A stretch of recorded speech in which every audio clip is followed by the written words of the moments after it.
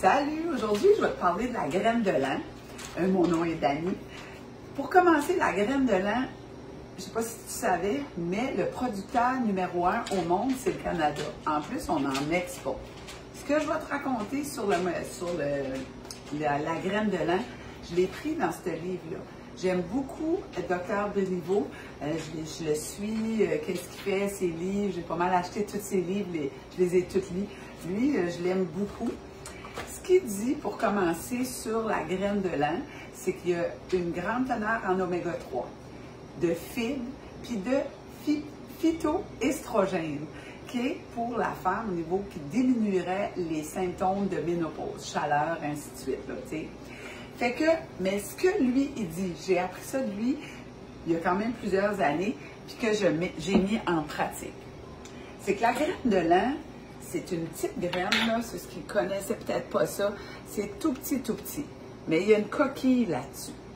Fait si tu la manges telle qu'elle, sans l'avoir broyée, le système digestif ne peut pas la broyer, ni utiliser les vitamines ou ce qu'il y a dedans, l'oméga 3, les fibres, et ainsi de suite. Le système digestif, ça va passer tout droit. Fait que, si bien faire ce qu'il y a à faire pour que notre corps puisse l'absorber. Ce qu'il faut faire, c'est la broyer.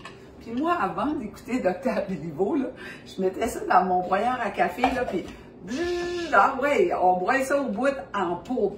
Ben, c'est pas ça qu'il faut faire. Fait que, je vais vous le montrer, ça va faire du bruit, là, mais ça ne durera pas longtemps. C'est qu'il faut casser la coquille, la broyer, ça va devenir un peu jaune et brun, mais pas la rendre en poudre.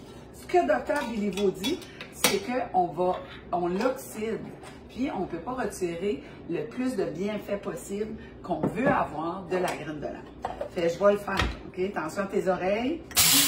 C'est vraiment là, des pulsations. Ça fait longtemps que je broie ma graine de lin, là. Je vais vous le montrer encore un petit peu. Bon. Il devrait être comme ça. Fait que la coquille se casse, elle se brise, puis elle devient jaune. Fait que je vais essayer de pas toute jaune, c'est comme des fragments jaunes et bruns. Fait que la coquille s'est broyée, puis là, le corps peut l'absorber. Ensuite de ça, je la transpose dans un petit pot, un petit bocal de vitre. Là, moi, j'ai un pot maçon ici. Puis là, je vais remplir mon pot maçon. Je ne le ferai pas, là. Puis ensuite, tu la mets au congélateur. Une autre chose que Dr Béliveau dit, qu'on devrait la garder au noir, comme que ce soit opaque, qu'elle n'ait pas la lumière de la clarté de l'extérieur. On ne laisse pas ça sur le comptoir. Donc, dans le congélateur, c'est toujours au noir. Puis elle est bonne 3 semaines après l'avoir broyée. Fait qu'on peut l'utiliser comme ça, puis elle est prête à être utilisée. J'ai hâte de vous entendre. Donc, on commente, on aime, puis on partage la vidéo, puis on se voit demain. Bye!